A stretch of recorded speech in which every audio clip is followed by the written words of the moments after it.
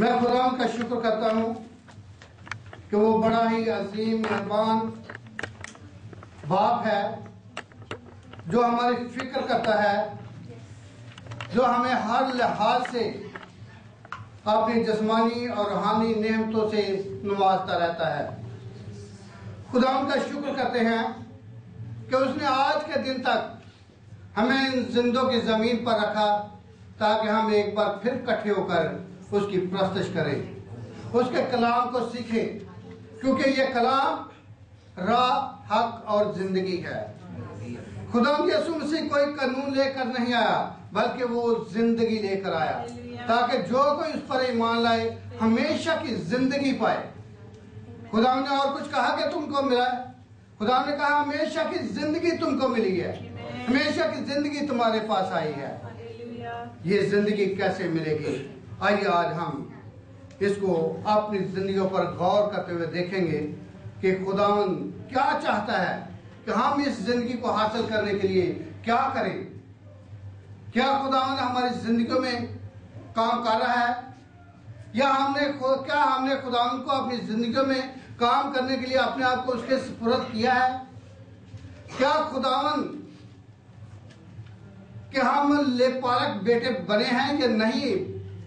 अगर नहीं तो आज बनने की जरूरत है, क्योंकि खुदा उनकी यही मर्जी है कि कोई भी शख्स हलाक ना हो बल्कि हमेशा की जिंदगी पाए। जैसा हमारी बेटी ने पहला वेद पढ़ा, लूका 13:6 से 9 तक, यहां पर एक अंजीर के दरख्त का जिक्र किया गया है।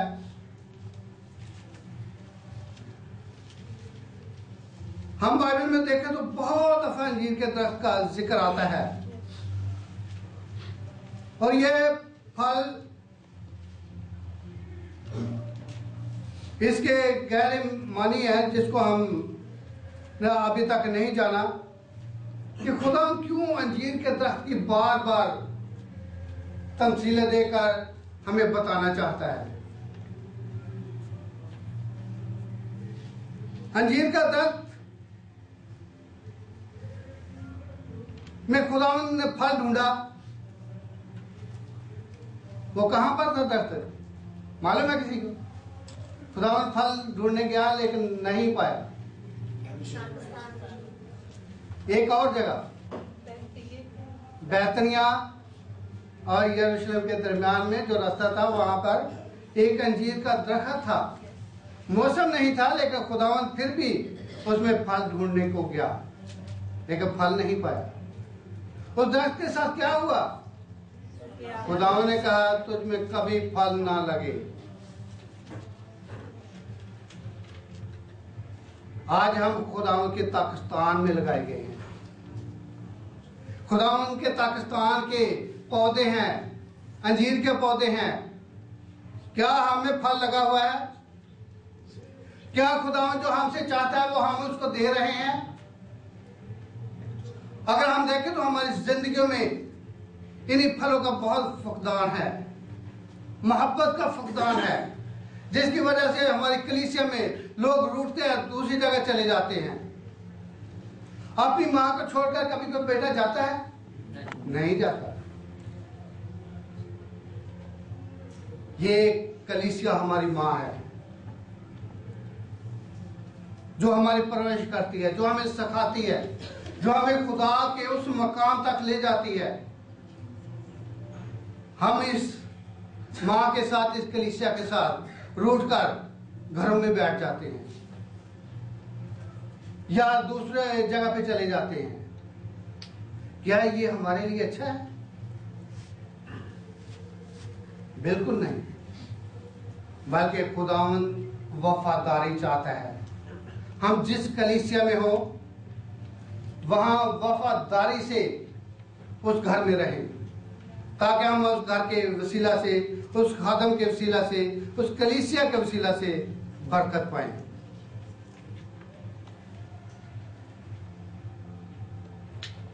खुदावन ने अपने बाग में फल दरख्त लगाए। वो चाहता है कि उसमें फल पैदा हो। वो चाहता है कि वो फले बढ़े और ताकतवर दरख्त बने और बहुत सा फल लाए। हम कितने बड़े हैं आज तक? कहां तक है हमारी जिंदगी? कहां तक हम, अगर अपने आप को खुदा के कलाम के साथ कंपेयर करें तो हम कहां तक खुदा उनके साथ चल रहे हैं? हमारी रूहानी जिंदगी कहां तक काम कर रही है? अगर हमारा दर्जा बिल्कुल लो है तो हमें बढ़ने की जरूरत है। अगर हम आगे बढ़ रहे हैं तो उसमें और ज्यादा कोशिश करने की जरूरत है ताकि हम खुदा में दिन ब दिन बढ़ते रहें। लेकिन एक बात याद रखें, मां बच्चा गलती करता है तो उसे डांटती है, जरूरत पड़े तो उसे मारती भी है, क्योंकि ये कलाम का फैसला है। अगर हम मिसाल की किताब में पढ़ें तो वहां लिखा है कि अपने बच्चे की तरबियत करने के लिए छड़ी को भी बाल ना रख। अगर हमारे पास हमारे कलीसिया के लोग किसी की रहनुमाई करते हैं तो उस आदमी को समझना चाहिए। बच्चे समझते हैं कि हम ठीक हैं, हमारे वालिदैन गलत हैं। वो माँ बाप के घर को छोड़कर चले जाना चाहते हैं, लेकिन एक दिन आता है कि उनको अपनी गलती का एहसास होता है। जैसे मुशर्रफ बेटे को एहसास हुआ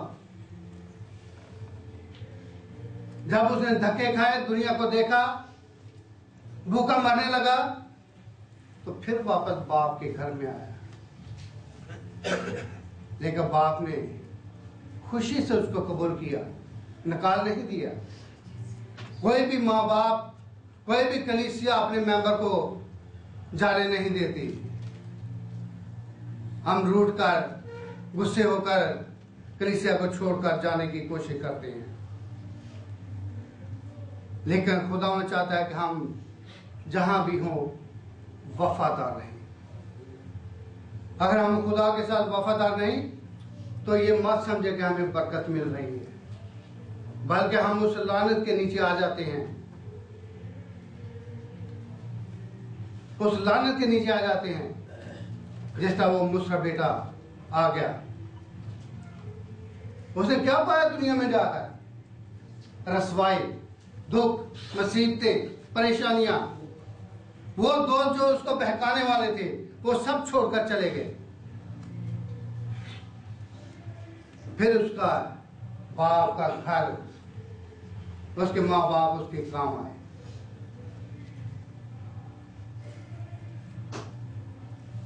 खुदावन का शुक्र करके खुदावन ने हमें अच्छे खादम दिए हैं, खुदावन ने हमें अच्छी कलीसिया दी है, खुदावन ने हमें अच्छे दोस्त दिए हैं जिनके वसीला से हम खुदावन के कलाम में बढ़ते और कुव्वत पाते हैं।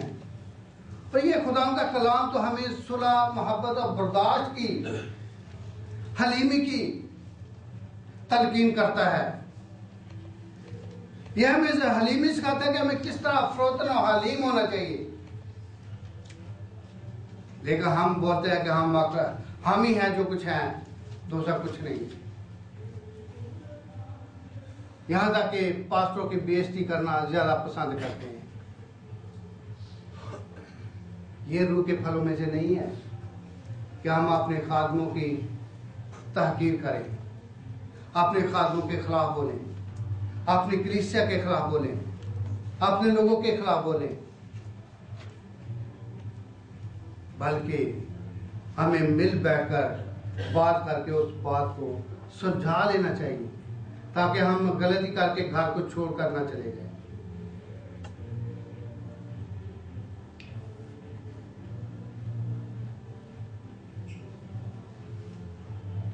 मालिक ने पाकिस्तान में अंजीर का दरख्त लगाया और वो बहुत साल तक, 30 साल तक इंतजार करता रहा।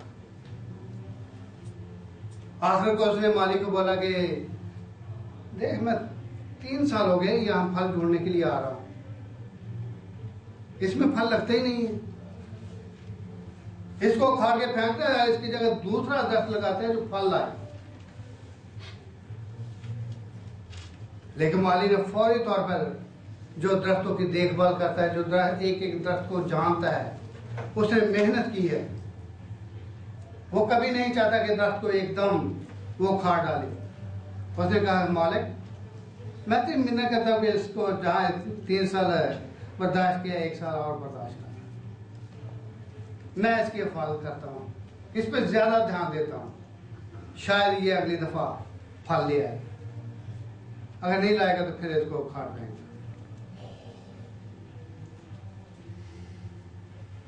आज क्या हम वो फल खुदाम के लिए हमारी जिंदगियों में है, या हम दुनिया के रंग रलियों में सिर्फ दिखावे के लिए ये चर्च में बैठते हैं, या हाजिरी लगाने के लिए चर्च में आता है कि पास्टर को मालूम होगा हम तो रेगुलर मेंबर है। रेगुलर मेंबर भी बनने की जरूरत है, लेकिन इससे बढ़कर यह है कि हम खुदावंद के साथ वफादार रहे और अपनी जिंदगियों में रूह के फल पैदा करें। अगर रूह के फल आपकी जिंदगी में नहीं, तो आप बेशक कंटिन्यू चर्च आते रहें, कुछ फायदा ना होगा।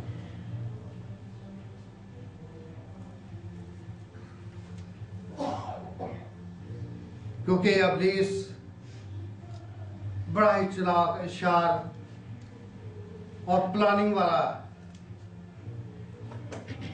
वो ऐसे प्लान बनाता है कि इंसान ज़ाहिरा तौर पर कलीसिया में नजर आता रहे, उसकी एक्टिविटीज हों, वो